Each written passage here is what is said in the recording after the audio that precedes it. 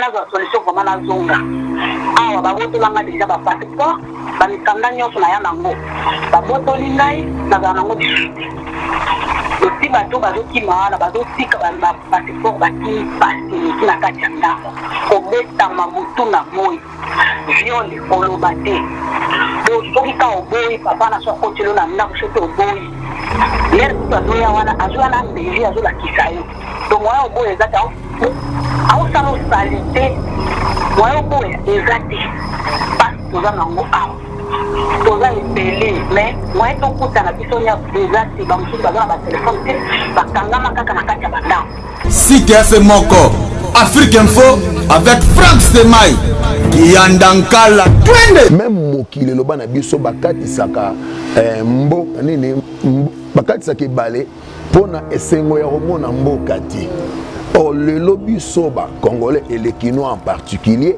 tozokatisa ebale pona esengo ya komona mboka soki toyoki kaka na pesi yo exemple moko awa tozala na kati ya Kinshasa okomona ke balobi nzela moko efungwami tozozoka exemple moke ya lufu awa tobande komona moto moko atandaka biloko ne autaka nango lufu na balabala mais je te dis la vérité au moins que 1 mois 2 mois après aveni mobimetoni na bato ya lufu 6 mois après okuna kufa une accident parce que eloko oyo eza ya motu te eza nzela na yo te bakabine même atomona nzambe aza na ndenge akendaka na motu mama naza victime kaka ya koyoka na posa ce que nous appelons l'envie bana King bana Dar es Salaam bana Poto bana mokili mobimba CTS Moko Afrique Info avec Franck Stemai Yandankala twende X-Bass Marandura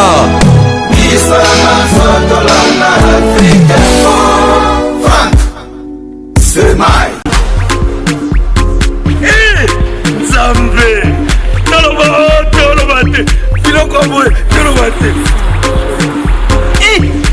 Zambe Yo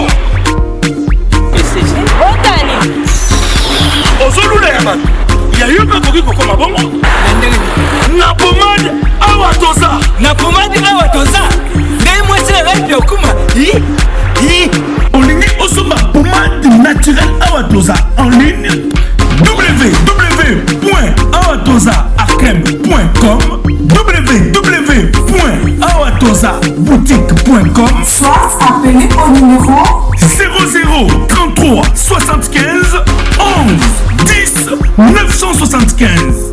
Bonne adresse ya Kosomba Pomade Awatoza 70 rue Marcadet 18e arrondissement métro Marcadet ligne 4.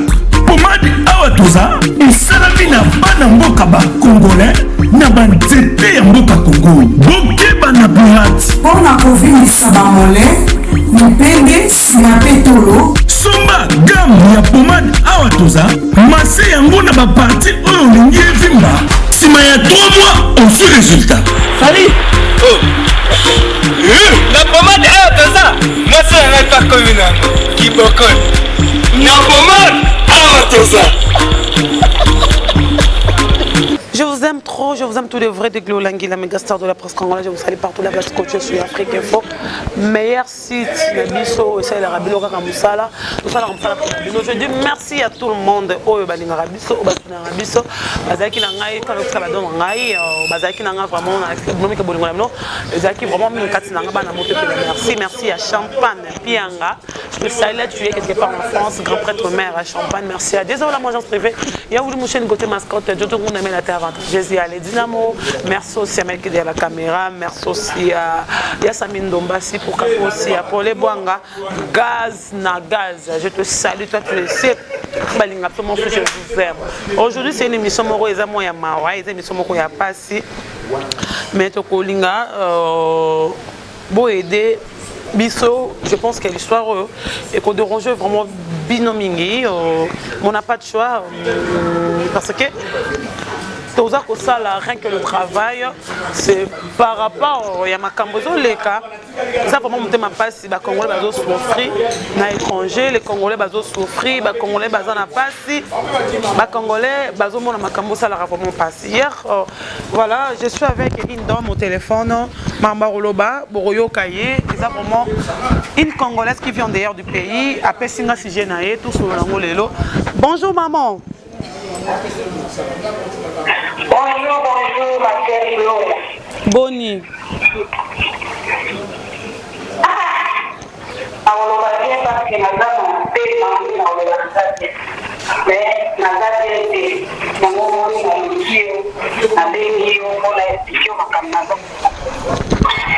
Soki na bengi yo awa eza par rapport ya makambu oyo tosola kinga na yo makambu tosola kinga na yo lelo awa na bengi yo oloba na monde entier au baza côté na Africa Info okoko loba na bango nini expliquer biso réalité likambu eza nini po se retrouver ki na mboka wana ndenge nini. OK. Naye naza congolaise, naza chinois. Bon, na bande fona ya Kinshasa. Parce que zenga naza na mwate makasi na oto matamo escalier. Donc na Kinshasa wana natanga musala ezati. Naloki musala na façon nyonso na zemi musala te. Naye kobala mobali na ngai asali accident tobando okende église asalaki accident azalaka na ye lisusu. Donc bana atikala na bana kaka bongo moye bana batanga ezalaki te ekomi mwa pasi sikoyo nazwi cop epa bana mibali moko babi yo oza sere na biso ndenge oluka mosala bozwaka te biso toza na bacope na biso totinda bato na corwet abi weti corwet ezala mbala liboso nayoka kombo wana corwet na Congo. Mboka ngo nini? Nabi mpona mosala eza ndeni. Mboka ngo nini? Corwet, voilà. Corwet. Ok. Non, dis ok, ça va. Na kopende. Parce que bango nanu salaire eza combien parce que naza na bana mibale pour natangisaka. Abi salaire kuna eza $700, $800, ça dépend. Ndeko nanga Gloria le na yoki monta wana. Nayo na simba yango te mabi te nakende ko avenir ya bana ya lobi ndenge toyei kosala badémarche na bagarçon wana tosali badémarche toyei kosimba na kati ti braza na komi correct ndeko nanga kokomika na komaki premier jour bameminga ti na ndako ya mosala place na komaki pa ya aza Nepal kolo agence wana amemi ngai na ndako place nazokende kosala nakomi kuna ngadi eza mosala ya ndako abi eza mosala ya ndako ya kiboyi onaloba ngo kiboyi esclave na kati ya mboka ngadi ndeko na ngai ya liboso bazolakisanga nani bawese na banda kopika wese ngadi mosala ngwango ya bien abika nde olati boye awa elasamaka te awa fo festika elongi fo kitambala na mutu fo kolata babilamba oyo ezalaka awa bapesi nga bilamba ya mosala lokola bato ya hôpital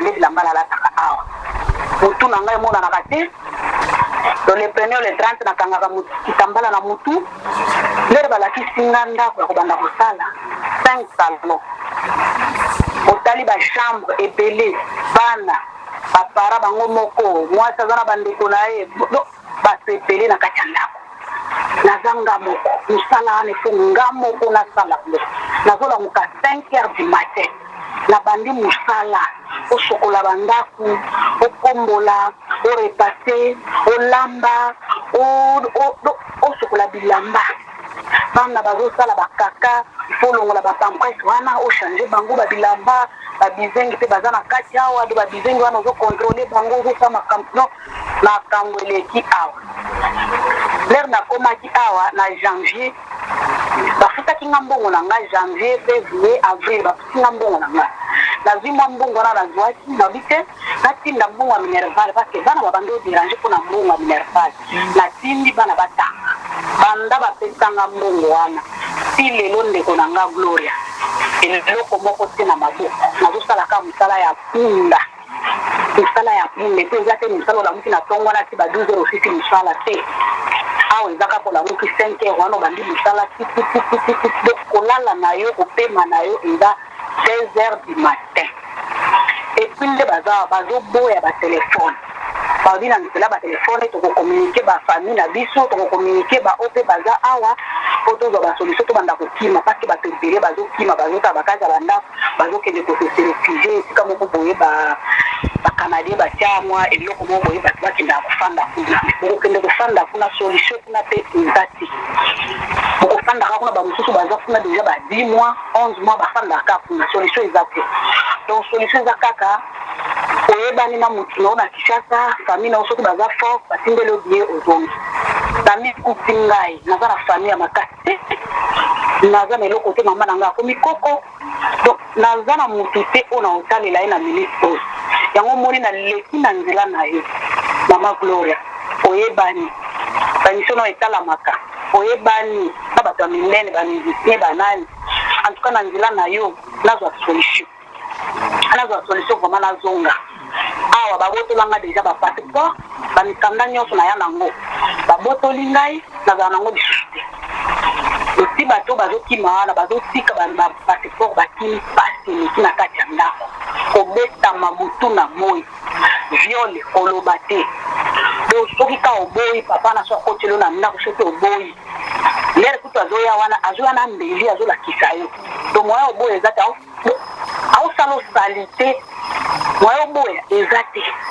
pasi toza nango awa toza ebele mais moya tokutana biso nyonso eza te bamosusu baza na batelefone te bakangama kaka na kati ya bandako neti nga telefone nanga oyo nazobomba yango mosika mpo bamona yango te bayebiki naza na telefone mpo bamona yango boza mwa pasi toza nango awa donc naoyeba te na explike nini naosenga kaka na bato ya mitema malamu bato ya mawa badiaspora bao vraimen baza na mitema malamu ya koede ngai ndeko na bango leki na bango yaya na bango mama na bango oyo na mikuti na minute oyo naza na kongrese nazokoka te pasi eza ya koleka nabetama dosoka nasali erreur nabetami oyo ya kobenga yo yelanga mai nano ye na mai wana te mosusu abengi yelanga boye salelanga boye yakosala chambre yako omikuti yo mama pardon nangi nayeba pardon papa yango aza nani oyo na mboka yango lobi mboka nini Koweït yango eza Asie, eza Asie, voilà. On voulait savoir, papa ngo kuna aza nani? Aza mwana président, aza nani kuna o abeta rabino ya viola rabino. Aza kolondako, patron ya ndako. Bon, place nazo sala ele musala ya esclave o na okita te, ilo moko te. Aza patron ya ndako. Aza marié te? Bon. Marié nde problème toza nango awa soki mobali soki mwasi na ye ayoki likambo bokoyoka kaka congolaise moko akufi na Koweït soki ka mobali na ye wana mwasi na ye ayebi parceke bango balingaka te nde pasi biso tozomona awa donc kalikulaka kaka soki mwasi na ye ake mosala ye aye kokotela bana misala ozomona mwaye mpe obeta lisolo epa mwasi na ye jour wana kaka okufi na yo esili ozomona nde toaboye tozolinga tokima tozala libanda na kan wana konde tokena ka wana solution eza te. Ça fait combien de temps oza na mboka wana? Nangi na kokisa une année. Oza mwana komi nini awa? Naza mwana Kauka. Komi na Kalamu quartier Kauka. Oza mama ya bana combien? Bibale. Basi? Moi c'est na mobile. Toi ozaki pe comment non maman nani pardon? Fatuma. Mama Fatuma, sikoyo ozoro lobi ke babotolo passeport babotolo passeport bosko soko bana mboka lelo robima ndenge ni poza na passeport toza lelo côté de so babotola. Comment so lelo robima na mboka na ozonga Congo ozonga ndeli parce que oza na identité moko te. Comment tu peux rentrer na mboka na? Problème ezawa bao baza kuna bao bengango chata bao baza kuna tosola na bango balobi ke laisser passer. Ça laisser passer. Il faut laisser passer. Laisser passer, laisser passer l'habillé. Les moutouazons. Ce que vous avez habillé, c'est au fond de la cour, 6 mois, 7 mois de la kawana. Si vous avez la banjo, na bango gouvernement, ya mboka na bango, to ya mboka na bino ba déclarer na mboka na bino les etindi, oui, on a tali na mboka na biso Congo. Quand les ala kawana. Na asirite ke na kolongwa na mboka oso na tali ni Congo yango wana na obeli na batamiti ya malamu kwa bachanga kwa fakitela ngaka biye na laisser passer ata na kozonga na maboko eloko moko te parce naza na eloko te ata 100 fois naza nango te naosalaka mosala ya punda na kati ya ndako donc pasi kiza ya koleka yango wana ndeko na ngai Mama Fatouma bakofutela yo biye oui bakotia mbongo na mukanda nini bakotia mbongo ouais parce que le siko ozali oza na eloko moko te na maboko comment le gens bakoki kotindela yo omoni na don mutu na bino moko aza pe journaliste ya mwasi nani Aisha Okoko soki otali émission na ye garçon moko aza awa babanda osolola na Aisha Okoko oyo asala azongisa deja defie na Congo wana ozomona siko garçon wana aza awa aza mutu abaeglise siko bazokomplike mpona kofongola église awa mais alobi aza awa banda 2012 nde afanda awa siko azolinga komonaka mpasi ya bakongolo te nde bazolela parce que même émission wana amonaka yango kaka boye ti aye koluka fi wana place azalaki ye moko ako mosala badémarche ya balese pase tutu na ndenge basi wana bazongaki na Congo donc aza awa na Koweït maintenant namona ye te mais naza na numero na ye tosololaka na ye alobi soki ka makambo ekomi fa oyebisi nga okimi okei kuna na barefugie kuna ofandi tobandi kosala makambo maleme okozonga na Congo. Pourquoi pas le garçon en question akimisa okende pa na ye en attendant po ozalaka ozalaka victime ya viol ozalaka victime ya kobeta pourquoi pas okoki okimisa yo nayebi te wana eza masolo soko nayebisa ye soki moya eza nalongwa meme lelo nde naza awa ndeko na nga naa na shwa te nalongwa meme lelo meme lobi nalongwa nakende kuna mpona kobenge na sololi na ye tomona lopango yango eza clôturé lopango yango ya bino eza na basoda lopango yango eza ndenge nini on voulait savoir eza clôturé na kati ya ndako bakamera eza ebele sike na koloba malembe mpasi bayokanga te na kati ya ndako awa bakamera eza partout si libanda kamera eza ntango eza clôturé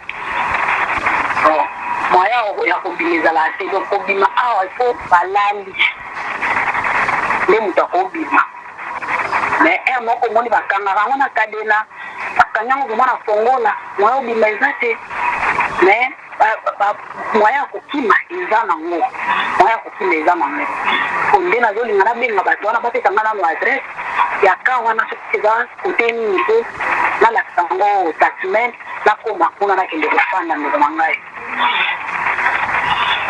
okokoloba nini bakongole baolanda yo okokoloba nini bato bazolanda yo susi na yo eza nini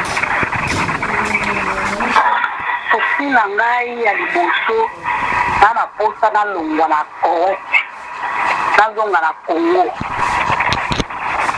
ome na souffrir na mboka na biso te na mboka oyo nayaki awa mpona ka pasi ya Congo ke naya koluka quelque chose ede ngai na bana esimbi te nayokuta lisusu pasi koleka lisusu mpo namonaki na Congo yango naosenga na bato nyonso bazolanda ngai bazoyoka ngai basunga ngai ata 100 francs nazwa biye na laisser passer na ndenge nini naokóma na Congo to naza na eloko te epuis lere naokima na ndako oyo nakotika biloko tu valise na ngai nyonso ekotikala awa po moye nabima nango eza te awa bato bakimaka na bavalise te okimi okobimika ya boye baolobaka ya bimika ya boye esili donc so obimi na eloko to bakangi yo problème toza nango awa donc naosenga kaka moto ya motema malamu Fatouma Mama Fatouma moto yango ntango aviolaka bino wana alataka préservatif te ezalaka sans préservatif ndeko na ngai eloko te Lucy, Kakaboy. Vraiment. Voilà, donc comme la souka, mais c'est la souka, mais il faut tout tikayo, on ne peut pas continuer, mais c'est comme ça, on là, on continue beauté.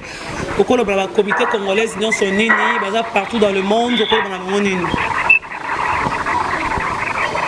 Parce qu'on a un doigt bien, à laisser passer. Na on a un malam. Après, on a 100 francs à ma bouche. Na te kata makala na Congo. Pour banana batang.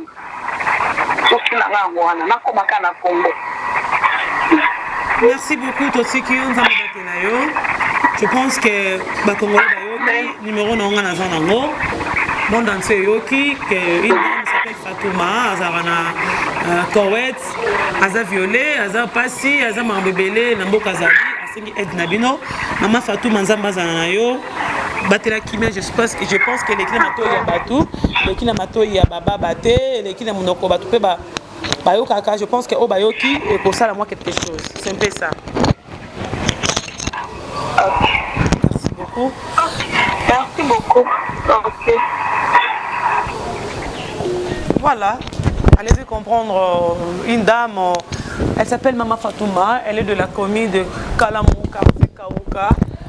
Aza congolaise, Aza qui est mariée, mère de 2 enfants. Qui est mariée, on a un pasteur qui est marié, on comprend l'histoire dans le plateau. Et ça a bien.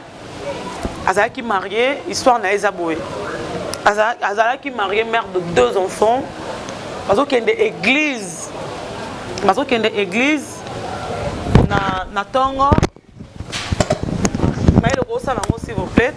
Aza qui est de l'église na Tongo, na mobile nae. Bakaboli ba voiture mais ara ya kotina bana mobala kotina voiture ya yemo. Okota kotina voiture na mobali na ye. Na bana na ye pardon.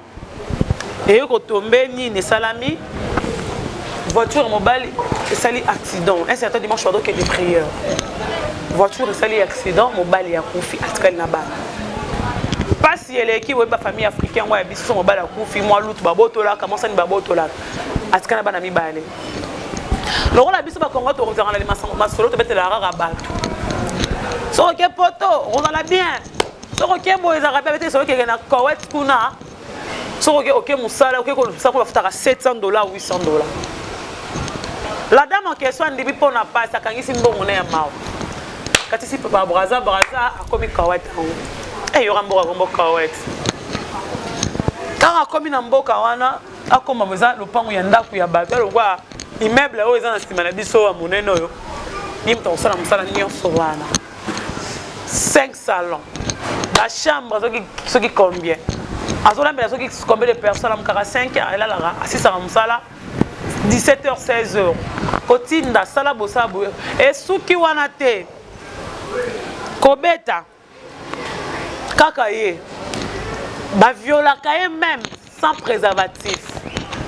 Moutouana, mukolo boss wana, azana mbongo tellement mingi, aza marié. Ce qui moi si abimi, ya tikala ele na aina mbeli. Dali mbeli ngo aola to mbeli ki il faut na violer so boy na bomio. La dame en question elle n'a choisi fallait maman Fatoumata. Fatoumata elle n'a choisi fallait céder. A céder qui depuis 2017. C'est donc comme la 2018 maman na alembi. Babotole passeport azata na identité mon côté. Azan a besoin car il a laissé passer na billet poison à Congo. Ndeye verga ya biklori ya nanda ko mingi.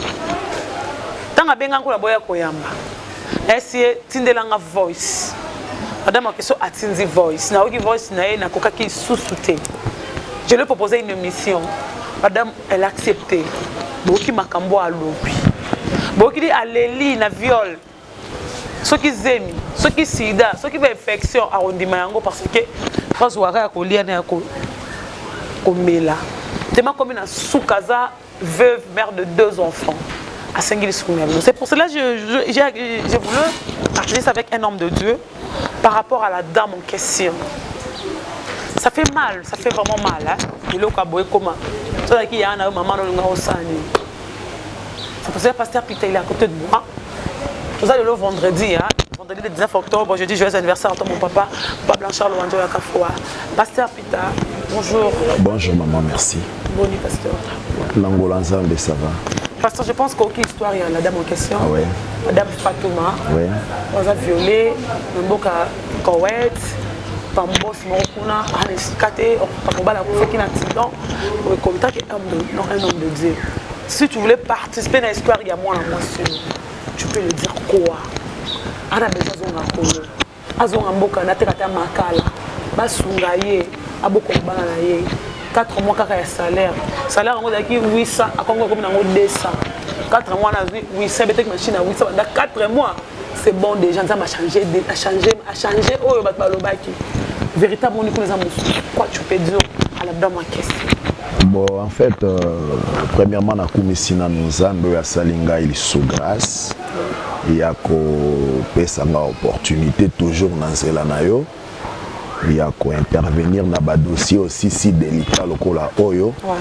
Oyo toza ko espérer que Nzambe azana makoki ya kosilisa. Pour ne pas revenir dans ba erreur il y a de part, hein. Ndenge uti ko expliquer ba condition ni ya komela na mboka wana. Mais moi je peux toutefois bon koloba eloko moko eza important.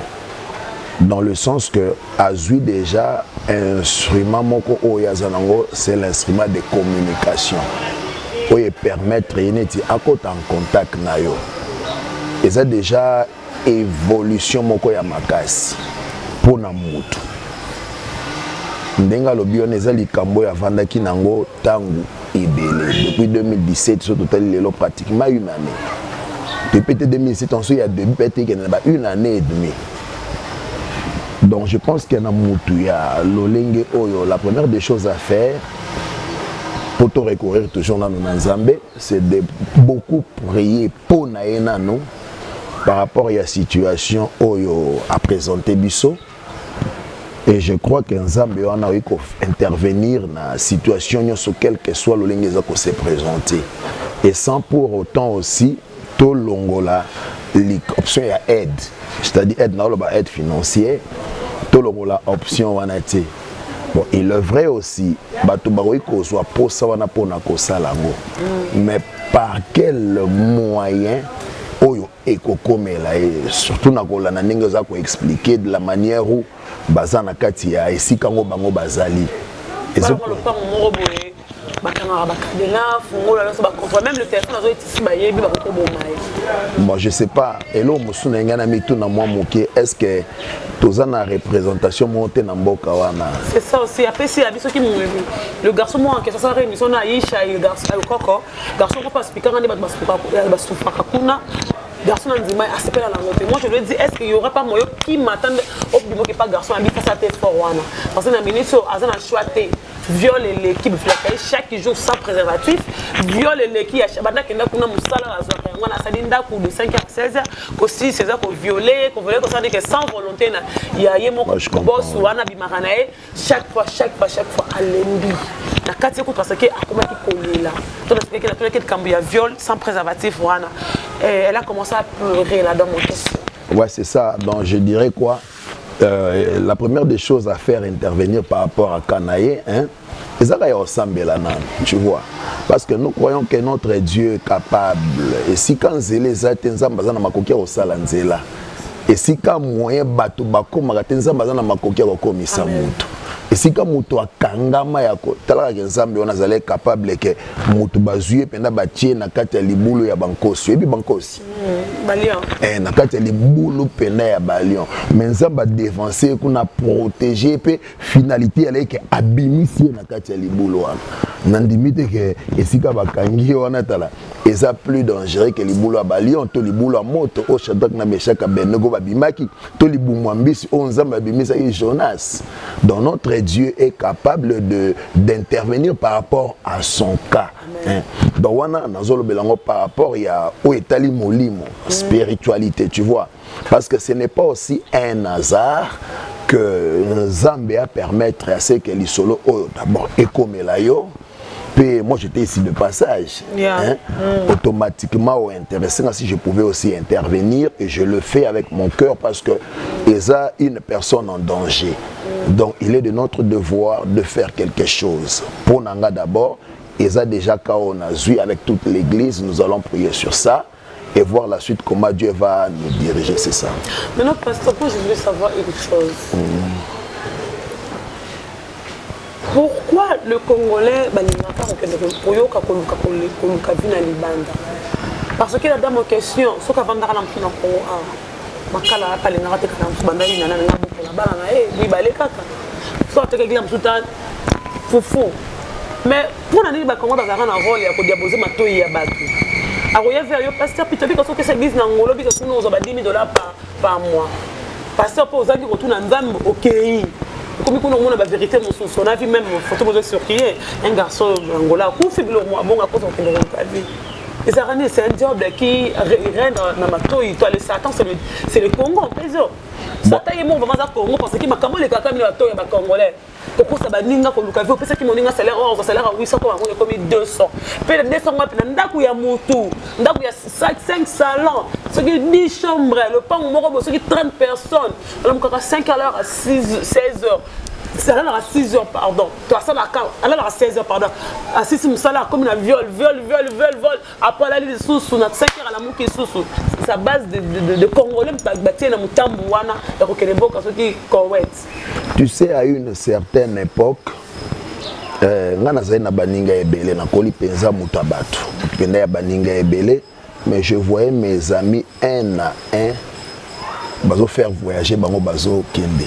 Na mikili ya poto et je te dis vrai gloire olangi na banzi ba Rolanda émission yo mingi ba oseka ba se rappeler nango ça m'avait tellement dérangé à une certaine époque na comme même na niveau ya ozala na carte ya monde mais les cartes ya monde Dieu me voit na zolo ba makambo na sala carte ya monde tokenda epa ya ami musu totikalaki na yawa tokenda penatala totala olongwe awa okota Cameroun obimia okomi na Maroc.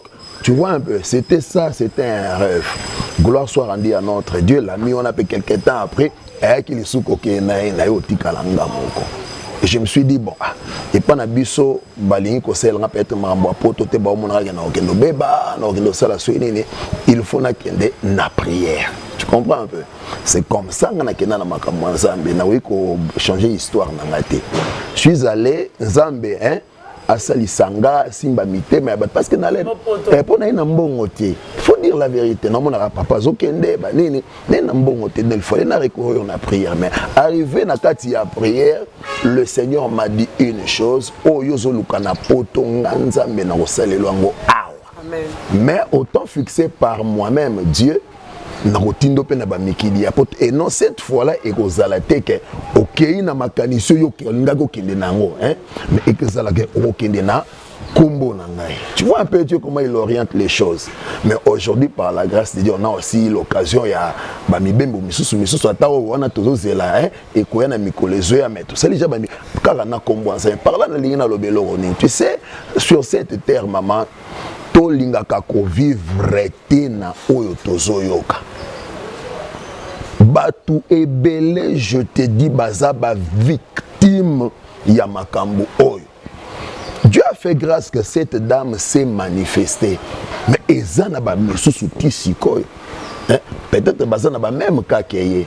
Mais bazui occasion ya ko manifester makambo angote lokola ya zui pour amona ki yo peut-être na nzela ya YouTube, je sais pas na nzela ba internet. Tu comprends? C'est un tel pas. Même mokile loba na biso bakati saka mbo nini bakati saka balé pona esengo ya romona mboka ti. Or le lobby soba congolais et les Kinois en particulier tozo katisa ebalé pona esengo ya komona mboka. Soki toyoki kaka na pe sur exemple moko toza na kati ya Kinshasa. Okomona ke balobi nzela moko efungwami tozo zoka exemple mokie ya lufu awa. Tobande komona moto mo atandaka biloko ne autaka nango lufu na balabala. Mais je te dis la vérité au monde que 1 mois 2 mois après aveni mobimetoni na bato lufu 6 mois après o kuna kufa une accident parce que eloko oyo eza ya mutu te eza nzela na yo te bakabine même atomona nzambe aza na ndenge akendaka na mutu mama naza victime kaka ya koyoka na posa ce que nous appelons l'envie parce que okokomona ke yo za na mauvaise position na mboka mais il y en a d'autres bazotala babika yo kutoza bien donc na conseiller bato eloko wana penza nous devons faire très attention na yango soki nzambe a permettre que mutu wana ye akende na mboka wana et sourire ye hein cela ne signifie pas que zaka moko général non hein tozana yo monsieur qui est poto ce n'est pas tout celui qui est en Europe des vinaise en rose non hein des vinaise en rose il y a des ceux-là qui viennent à Talio Gloria Olangi à Talinga Boetala à Kumisigo Nzambe n'est-ce pas donc allez-y comprendre que dans la vie il faut tuer branding ya salamaka mopé congolais azana eloko wana makasi pona zonga na eloko yozoloba ndenge tolobaka donc congolais a ebi ko sie misali kambo donc likambo ya monité ayoki kaka na lisolo moko na mupepe kangiye mais je te dis akobanda ko défendre akoki même ko bundelango mais na likambo ya yoki kaka moni na été mais au moins un esprit faible moko boye à côté allez on a bandi ko sale konzo ale ba azunzela abando kende bo après quelque temps naufrage et salamagi soyini dala bakufi c'est ça problème oyo maladie oyo ezapena ko persister na notre communauté congolaise c'est ça.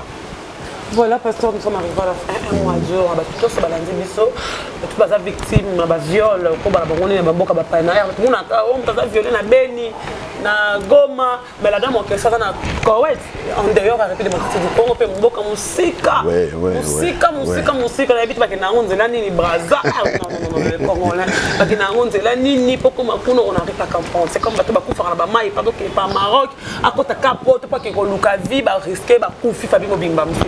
On est surtout aujourd'hui déjà victime encore où il s'est manifesté où tu as lobby à expliquer qu'il y a des viols cahier chaque jour comme victime il y a viol qui m'a dit parce que si on a nos ventes à Ebimbo Kapeta comme à Canada qu'on a mal à moko alors besoin les rapports on dit ben maman na banda le pango na suki kara awa et pas avec cap c'est roger qui kan toi webi kara awa obi maraté mon ba rana nyonso quoi tu peux dire à cette dame là et tout bah tout ba victime na faire il y a viol il y a pour beta réel bah si ce qu'on fait ba bêtier film na lingi na épingle mo eloko mo awa eza lié na lisolo ozobeta oyo eza na mwasi moko na kati ya Bible na kombo ya Naomi à un certain moment na Bethléem oyo eza la patrie du Seigneur tu vois Bethléem oyo signification nango elakisi la maison de pain mais cette femme là à cause ya famine moko passagère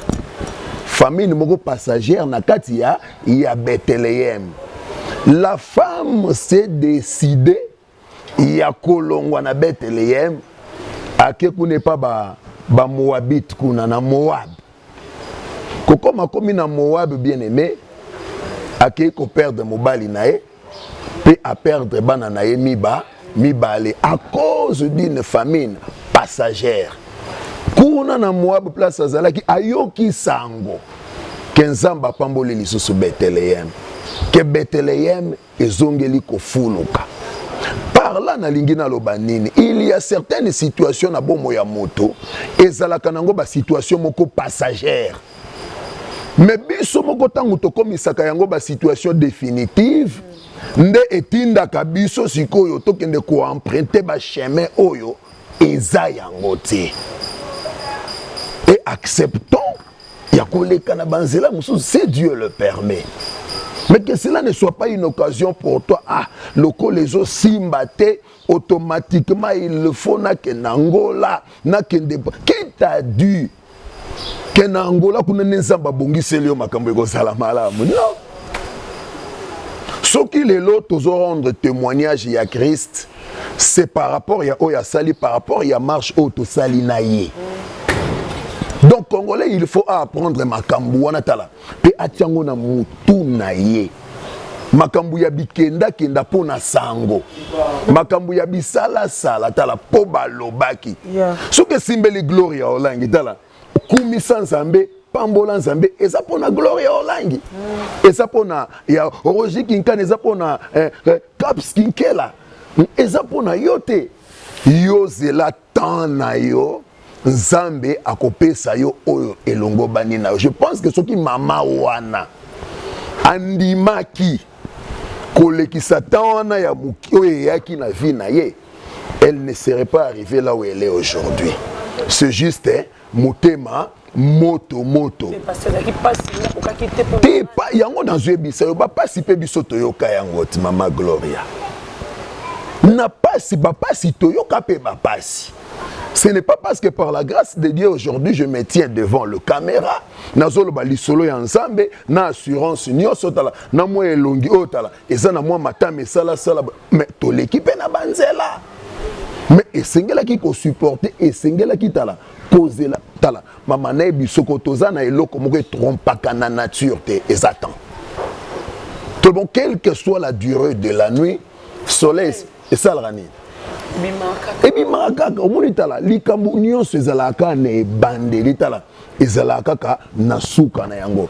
Maintenant regarde ce qu'elle connaît là-bas na Koweït mboka musika bongo yo nanga kutu tozo tatone tala tokenda obana okenda ndenge nini obana okenda ndenge nini donc na ebité pas comme na Koweït ndenge nini nga na ebi na Koweït kuna eza nini eza désert tala après l'équipe va permettre na Irak une histoire comme ça et donc c'est un peu ça c'est que connaissance à Koweït et à combien na Koweït à kolukani pour même ça qui est $800 tu vois.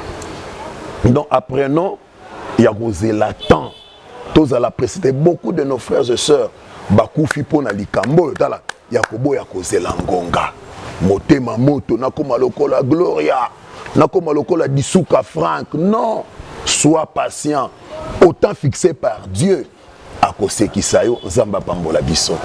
Pasteur, le rasuka a besoin de laisser passer la billet parce que baboto là déjà passeport nyos bakata. Quand on vient peuple, on est peuple sans identité. En identité moderne, on est que je suis congolais de la RDC. Moi qui m'a la police, c'est ça, moi qui ai la papier mon côté. La fille en question, la dame en question, on a besoin d'aide. Mais aide, sur Azan Mboka, sur Azan Mboka, on a un papier, tal, à qui ne se livre pas à la police. On a dit que la police, il y a un monde, on a un interprète. À ma connaissance, na mwangolu mukio na tamboli na mo interprète comme na mboka mozolo ba anglais mutezo yebi anglais te mais au moins que police a disposer même so ba memi na commissariat interprète azali o expliquer dans la makambo et komelio ou soit le pourquoi yoza o koma yesika wana bango bakuti yo. Donc police nyonso ya monde et la raneloko wana to iko sala ndengo lobi on a laissé passer ce n'est pas mal c'est bien au sala la ngo wapi abima laissez passer en cause la ngona no wapi il faut soango na administration moko boy quelconque au zo la ngona no wapi. C'est à elle maintenant de nous fixer qu'il y a une possibilité ce qui m'a coqué mon ami na ozoa laisser passer na condition oyo tu vois na ndimite ke ba ndeko yo bazolanda biso na télévision tala Barbo ya osalisa je ne crois pas tu vois je ne crois pas émission na yo eza na audience makasi et ba yebi que toza bato toza crédible tu vois en tout cas ça va service grâce ya sérieux on a toza nango tu vois surtout que traiter dossier à l'Ikambamo c'est pas pour rien au quoi quoi associer na une aventure te quoi associer na makambo et biketala makambo est sérieux tu vois un peu et je sais que ceux qui to sengi na bandeko na biso moko tozali abatala to kangisa to sunga ndeko eko salama mais c'est à elle maintenant de nous préciser par quel moyen ba aide na biso wana ekokoma na ebite kuna so balaka na Western Union. Je pense que Zali. Parce que le garçon en question, mais je vais donner seulement le numéro de la dame en question. Oui, bien sûr. La précision, tu as fixé la cause et pas c'est mieux, je pense que c'est mieux. Mais je m'aimerais assez que moi suivi Zala. Tu vois, moi suivi Zala et Zala vraiment, et Zala pe malam mingi koleka. tu vois, suivi P. Ezala. Voilà, merci beaucoup, pasteur. Le numéro de la dame, c'est le plus 96 65. Voilà, 96 65 10 73 502. Je recommence encore. Le numéro de Maman Fatou, non, plus 96 plus 96 55 10 73 502. Je recommence pour la souka. Plus 96 55 10 73 502. Elle s'appelle Maman Fatou. Azana en Koweït. Madame en question, elle est victime d'un viol. Bioka yokelema mosika. Ba comité on se voit dans la radio, même ils n'aiment pas tous peuple la mettre le bas pour les boire gaz na gaz. Ba ou les boucher, côté mascotte Jojo Ngonda, des autres agence privée. Pour rapport aussi à Yassamine Dombas. Merci aussi à tout il y a les dynamo. Maman oh le docteur déjà débuté, bien pour son arabe musicien. La dame en question a comme dans souka. Pourquoi pas aussi tout le pasteur congolais, le grand pasteur. Le pasteur tout court. Le pasteur tout court. Grand c'est selon Dieu. Le pasteur tout court. Tout le pasteur, c'est ça. Tout le pasteur congolais, tout le joueur congolais, tout le journaliste, la dame qui sont 5 il faut qu'abelé monter. On a besoin de bien laisser passer parce qu'on attend awa atekata makala. Faut pas violer la sans préservatif zeme ngokota. Sida peut être maladie, infection, nion sozali. Oui. Aide na biso ko sala biso bien na besoin bon à m'écouter. Si ça va passer chez moi, gloire à Dieu. Si on est capable, il y a évité beaucoup de bon animé. Na carte nini. Na évité. Merci Mike qui était à la caméra, merci à tout le monde qui était là, merci pasteur pour votre intervention. Merci Gloire Orlang. Maintenant on s'est là prochainement vraiment.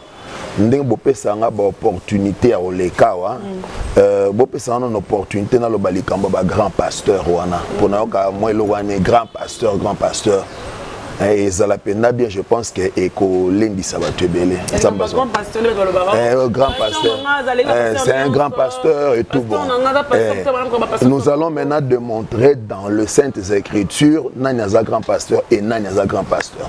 Merci beaucoup pasteur Peter, nous sommes arrivés à la fin, on se retrouve prochainement, bye bye. Bye bye, merci. Nzambe tolobate biloko boye tolobate Nzambe yo Otani ozolula ya bato ya yo mpe koki kokoma bongo na pomade awa toza ndenge mwasi na ngai mpe okuma olingi osomba pomade naturelle awa toza en ligne www.awatozaarkem.com www.awatozaboutique.com Soit appelé au numéro 00 33 75 11 10 975.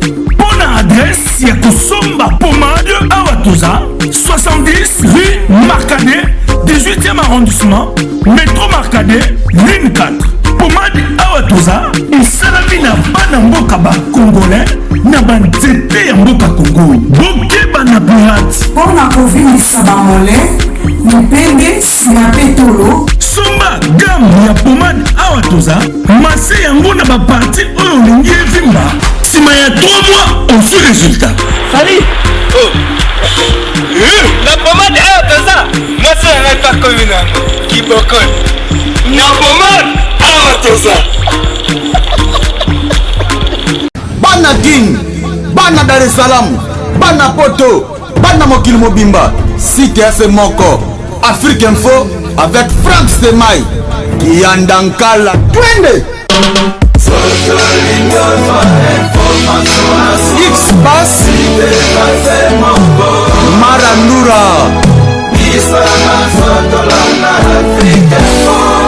Franck Semaï.